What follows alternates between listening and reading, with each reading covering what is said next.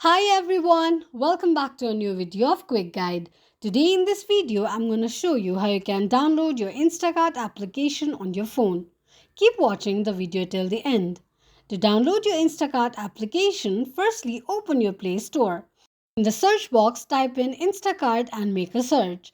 The search results will be displayed on the screen. Click on Install button and download the application. But if the application isn't available on Google Play in your region, open your Google search. Type in Instacart APK download and make a search. The search results will be displayed on the screen.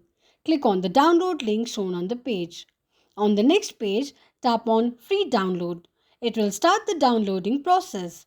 While downloading the application, make sure that you are connected to a strong internet. After downloading the application, click on an Install button. Tap on Open. Open the application and that is how you will be able to download your Instacart application in your Android device quickly and easily just in few steps. If you have any thoughts or queries, let us know in the comments section. Don't forget to subscribe to our channel. Also press the notification bell icon so that YouTube will notify you whenever we post a new video. Thank you so much for watching.